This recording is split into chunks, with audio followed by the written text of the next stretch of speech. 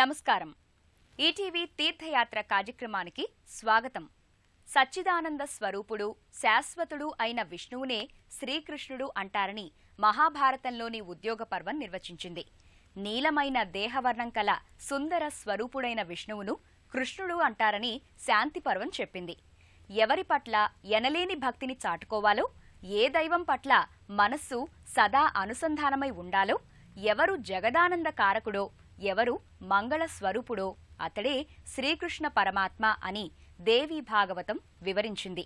ఇలా శ్రీకృష్ణునికి సంబంధించి ఎన్నో నిర్వచనాలు, అంతరార్థాలు ఉన్నాయి. గోపీజన బృందాన్ని రక్షించడం కోసం గోవర్ధనగిరిని ఎత్తిన వాసుదేవుడు దీనజన బాంధవుడు. ఆ రూపంలో గోవర్ధన స్వామిగా స్వామి అవతరించిన దివ్య క్షేత్రం గుంటూరు జిల్లా తెనాలిలో నెలకొని ఉంది. ఈ ఆలయ విశేషాల్ని నేటి తీర్థయాత్రలో తిలకిద్దాం.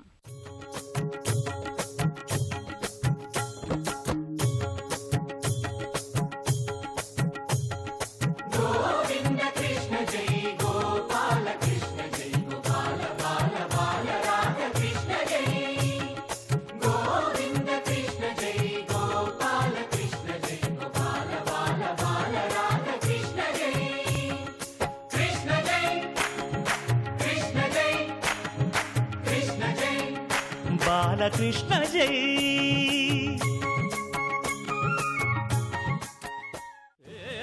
కృష్ణ ముకుందా. కర్షతి చిత్తమితి కృష్ణః అని అమరం చెబుతోంది. అందరి మనసుల్ని తన వైపు మళ్లించుకునే ఆనంద స్వరూపుడు శ్రీకృష్ణుడు. అలాంటి పరమపురుషుడు గోవర్ధన స్వామిగా తెనాలిలో స్వయం వ్యక్తమూర్తిగా అవతరించాడు.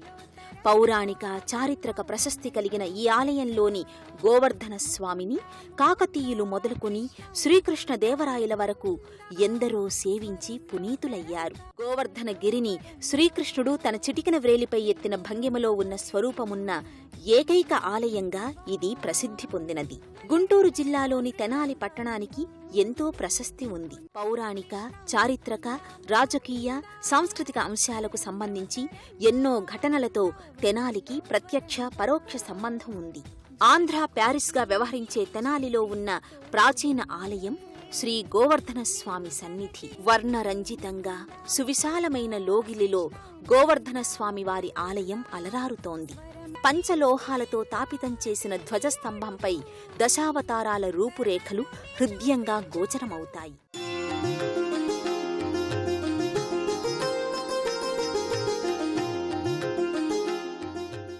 ఈ ధ్వజస్తంభ సమక్షంలోనే గరుడ స్తంభం ఉంటుంది.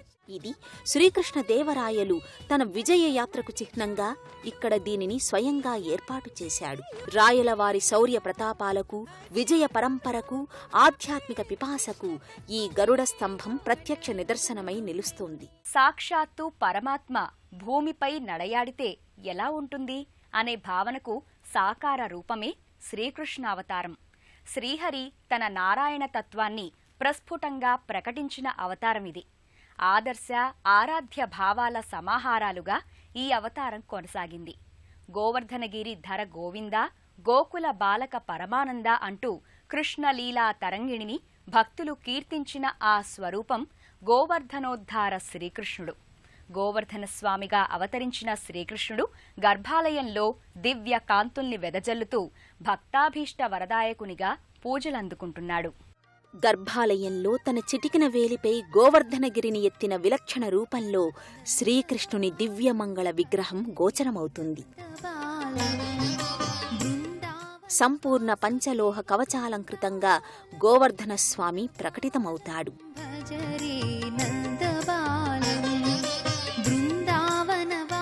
పుష్పమాలికల శోభతో మురళీ మనోహరునిగా ఇరువైపులా దేవేరులతో కలిసి ఉత్సవమూర్తులు మూలవిరాట్ సమీపంలో నెలకొని ఉంటాయి.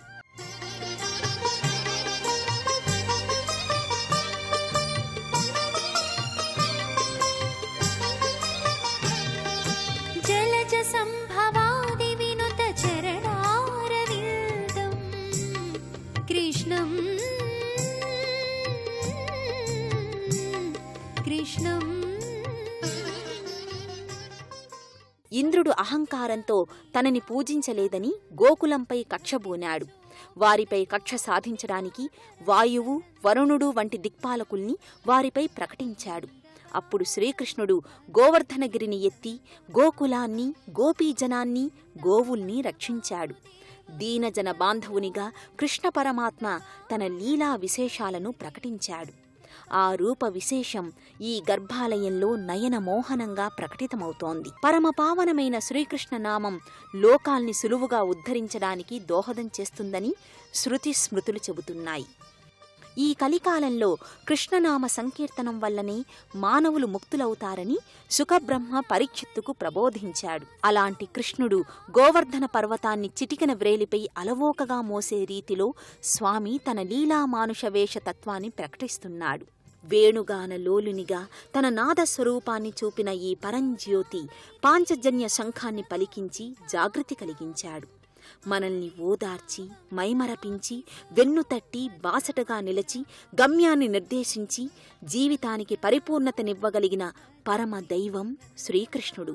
ఆయని ఈ గోవర్ధన స్వామి. వాసుదేవ బృందాలోలం నందబాలం భజరే నందబాలం బృందావన వాసుదేవ బృందాలోలం నందబాలం భజరే నందబాలం.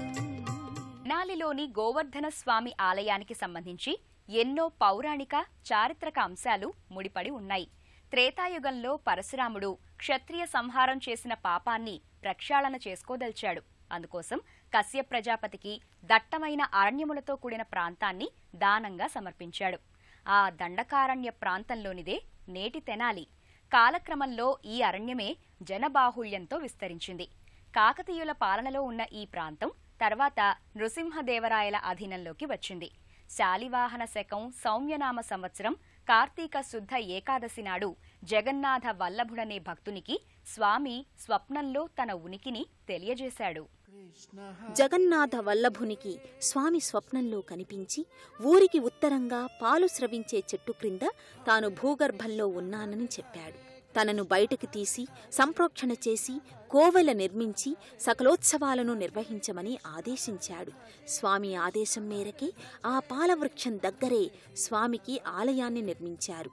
పాలవృక్షం సమీపంలోనే చెరువు ఉండడంతో అది తీవ్ర వర్షాలకు ముంపునకు గురయ్యింది. దాంతో భక్తులు పాత తెనాలి పట్టణంలో పాటిమట్టి దిబ్బగల ప్రదేశంలోనికి స్వామివారి విగ్రహాన్ని పునఃప్రతిష్ఠించి ఆలయాన్ని నిర్మించారు. ఇప్పుడు మనం దర్శించుకుని సేవించుకుంటోన్న ఆలయం ఇదే. అలనాటి నుంచి స్వామివారికి ఆరాధనాది నిత్య నైమిత్తిక కైంకర్యాదులు అవిరామంగా కొనసాగుతున్నాయి.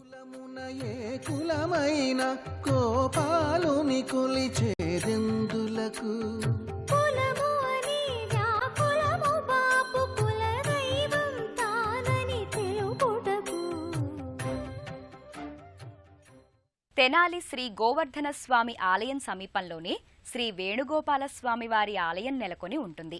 సువిశాల ప్రాంగణంలో ఉన్న ఈ ఆలయం వర్ణరంజితంగా శోభిల్లుతోంది. ఎంతో అరుదైన వేణుగోపాలస్వామి దివ్య మంగళ విగ్రహం గర్భాలయంలో ఉండటం ఇక్కడ ప్రత్యేకత. గోవర్ధన స్వామివారి అంతరాలయంలో కుడివైపున చతుర్భుజి అయిన అమ్మవారు, ఎడమవైపున గోదాదేవి నెలకొని ఉంటారు.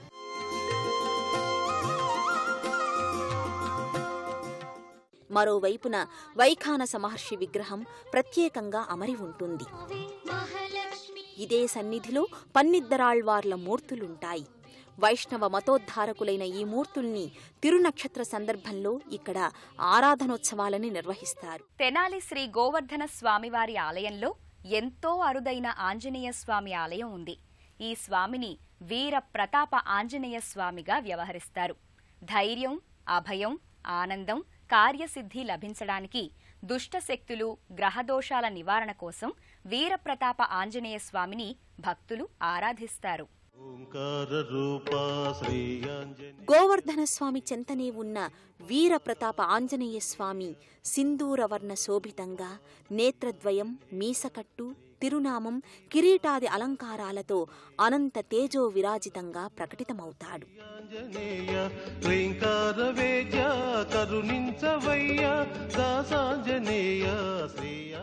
ఆంజనేయుని చెంతని ఆంజనేయుని దివ్య తేజస్సు, సువర్చస్సు, సూర్యపుత్రిక అయిన సువర్చలాదేవి మూర్తి ఉంటుంది.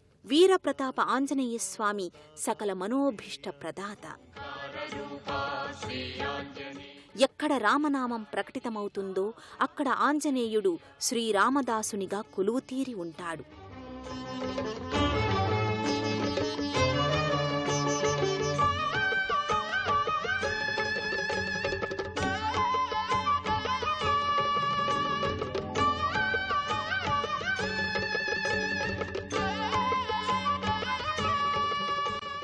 స్వామిని తమలపాకులతో ఇక్కడ విశేషంగా పూజిస్తారు.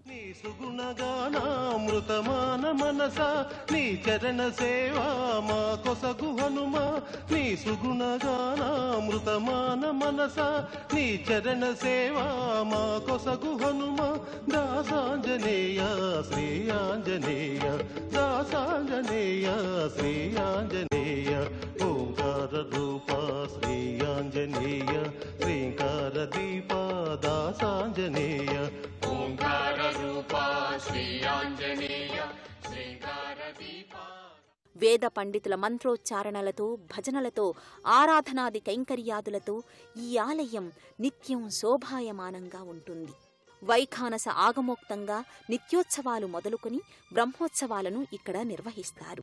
నందబాలం భజరే నందబాలం, బృందావన వాసుదేవ వృందలోలం.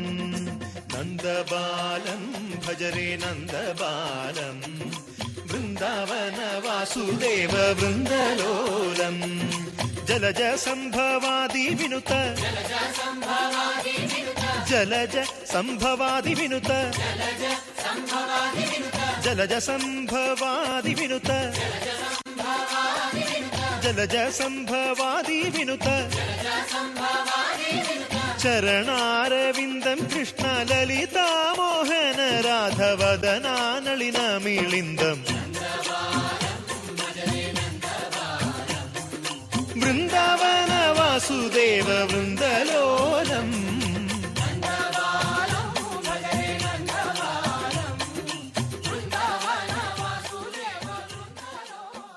ఎవరు ఏ విధంగా ఆశ్రయిస్తారో వారిని ఆ విధంగా అనుగ్రహిస్తాను అని గీతాచార్యునిగా బోధించిన పరమాత్ముడు శ్రీకృష్ణుడు. వాత్సల్యం, సఖ్య, మధుర, జ్ఞాన, ఆర్తభక్తులన్నింటికీ ఆధారం శ్రీకృష్ణుడు. గోవర్ధనగిరి అనే ఈ బ్రహ్మాండాన్ని తన చేతులతో ఎత్తి మీ యోగక్షేమాలు నావే అని ప్రకటించాడు.